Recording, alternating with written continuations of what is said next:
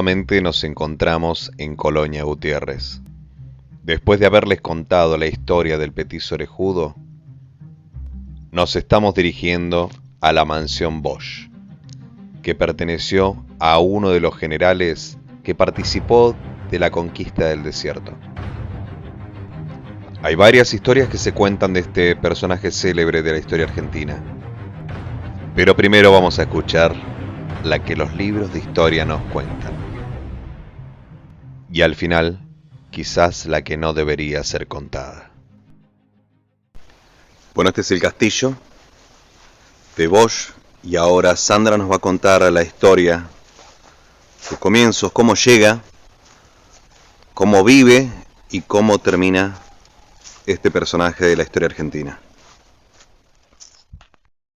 Bueno, Jorge, estamos acá en la casa del general Francisco Bosch. Este era el casco de la estancia, porque donde estamos hoy caminando es estancia o cabaña La Laura, perteneciente al general Bosch. ¿Quién era el general Bosch? Era un personaje de nuestra historia. Arrancó siendo militar, fue gobernador, fue diputado, participó de la campaña al desierto y este fue lo que obtuvo como pago, ¿no? En un total de 702 hectáreas, ubicado en la provincia de Buenos Aires, a 60 kilómetros de Capital Federal. Le pone cabaña La Laura porque era una actividad agrícola ganadera la que desarrollaban acá, y su esposa era Laura Sanz Valente, también de las grandes familias terratenientes de Argentina, ¿no? Y de Buenos Aires. Aquí en este lugar, este casco de estancia, nosotros acá en Marcos Paz lo conocemos como el Castillo de la Colonia. Realmente el formato es de un castillo, tiene una arquitectura muy importante, con una metalurgia extraída de Europa. Hoy lo vemos en un estado muy abandonado, pero bueno, en su momento ha sido impresionante. Aquí había escaleras de mármol, ¿no? Todo un ingreso.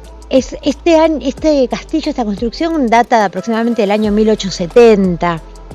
Vos pensás que en 1904 se lo expropian, pero esto ha sido construido en 1850 o más.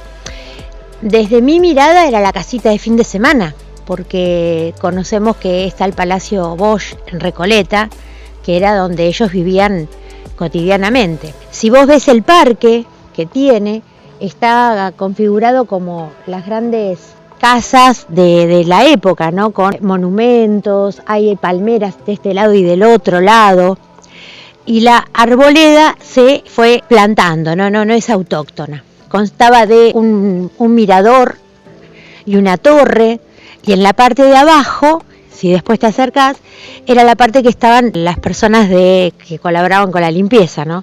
Tenía toda una parte de vidrios que vos pensás que cuando se construyó esto no había luz eléctrica en este lugar. Tenían todo un sistema muy innovador de vidrios transparentes que eran los que podían reflejar la luz hacia adentro de la vivienda. Y si caminamos un poquito más, el general Bosch le hizo la casita del parque a sus hijos, 6 hijos tuvo, y mandó a construir con un sistema que se llama rocallosas, que hay algunas construcciones de distintas partes del mundo, en Portugal, en Francia, y que es una construcción que se hace con roca pero que asemeja madera. Si vos la mirás, parecen troncos como baranda, pero sin embargo es todo roca. Si miramos desde acá podemos ver un animal representado. Es un elefante, ¿no? Que va tirando un carrito. Sí. A esta gruta le llamaban la Gruta del Mono, porque arriba había también una representación de un mono. Hacia aquel lado hay de otros animales. También les decían la de los 3 chorritos, porque en realidad esta gruta es una gran fuente de agua. Esta zona era como un lago artificial, donde el agua corría y inundaba este sector. Una obra maestra de infraestructura. Podemos subir si querés. Terrible la casita de muñeca. Es una obra increíble de arquitectura, ¿no? Esto es todo roca, ¿no? Y seguimos por arriba. Estas barandas que parecen troncos también son rocas.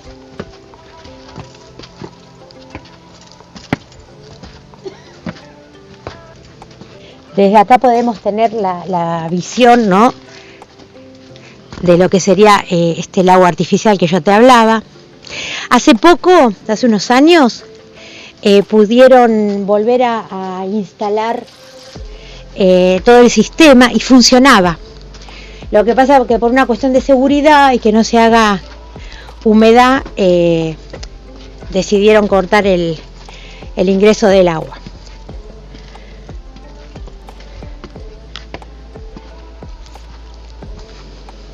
Bueno, y acá estamos en la parte superior. En este lugar estaba ese mono, que por eso uno de sus nombres, y por ahí salen los 3 chorritos. Qué lindo. Ahora, ¿cómo construyeron eso? Estamos hablando del año 1800. Y bueno, y la visión de acá del castillo, la verdad que es hermosa, ¿no? Continuando con la historia del general Bosch, él era una persona muy particular en cuanto a la historia argentina, hasta actual diría yo a veces, y bueno, él tenía esta cuestión de, por ser una persona reconocida, perteneciente a una familia reconocida, terrateniente de Argentina, porque él también fue gobernador de provincias, diputado por provincias, y su esposa, que también era una familia muy renombrada, muy bien instalada en una jerarquía de clases de esa época, él acostumbraba a pedir préstamos y no pagarlos. Y así fue pidiendo préstamos, y se los otorgaban, pero él no pagaba nunca.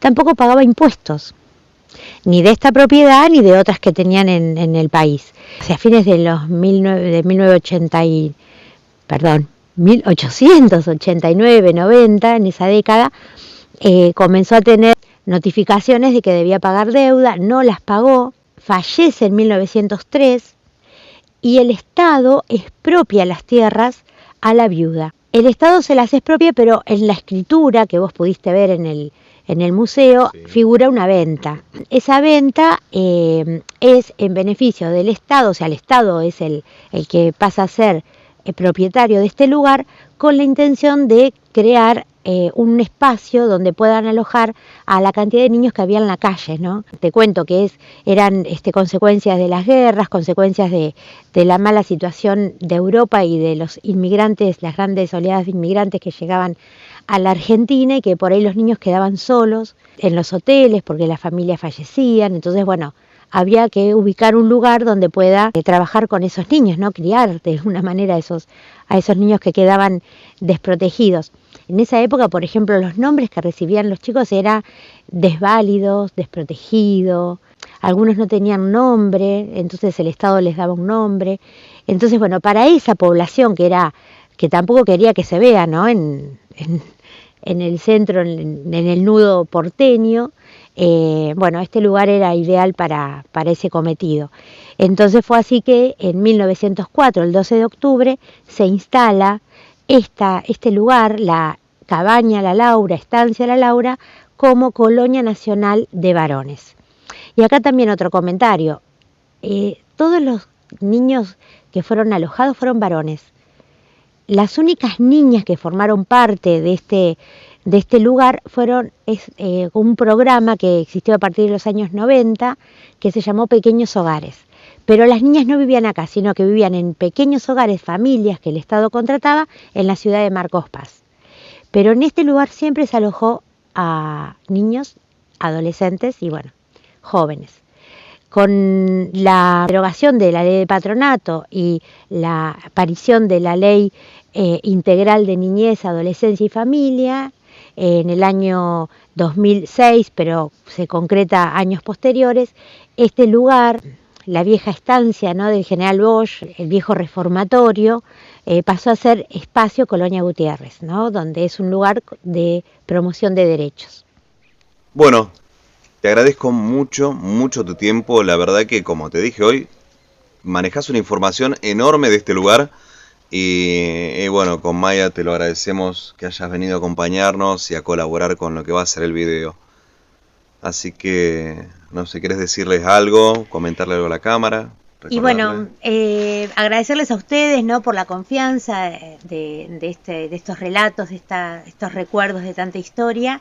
Invitar a las personas que quieran, que estén atentas a la página de Facebook Espacio Colonia Gutiérrez para conocer este lugar, conocer la magia de este lugar, conocer un poquito de la historia argentina, porque en realidad es el reflejo de la historia de la política pública en cuanto a niñez, en cuanto a infancia. Y bueno, está bueno, mientras uno recuerde y valore lo que aquí sucedió, creo que se puede construir mejores formatos y mejores reconstrucción y garantía de derechos para las infancias de nuestro país. Bueno, eternamente agradecido. Recuerden, el primer sábado de cada mes se realizan 2 recorridos, el General Bosch y el recorrido a Matuso, que cuenta la historia de este maravilloso lugar. Bueno, nosotros vamos a seguir con el recorrido y vamos a dejarla a Sandra, que tiene cosas que hacer. Te agradecemos muchísimo. Gracias. Hasta pronto. Ya Sandra nos contó la historia oficial. Y dentro de esta historia habló un poquito de las cosas malas que hacía el general. Pero lo que quizás Sandra no se animó a contar era que este personaje no solo hacía estafas con los préstamos que sacó en la provincia de Buenos Aires y en las provincias que ejerció un cargo político. Fue un vil ladrón que no solo le robó las tierras a los pueblos originarios, sino que también lo hizo con el propio pueblo argentino. Y acá es donde viene la historia más siniestra. Se dice que en esta mansión organizaba juegos clandestinos, a lo cual no era un buen perdedor. Y muchos de sus contrincantes, cuando les ganaba, los asesinaba y los enterraba en el mismo bosque. Los fusilaba y con el encargado de la estancia los hacía desaparecer. Se ve que era intocable, porque por ninguno de los asesinatos que cometió fue juzgado. Solamente lo juzgaron después de su muerte por las deudas que tenía, y como siempre, lo más cruel se oculta. Si las paredes de esta mansión hablaran, no sé si contarían tantas historias felices.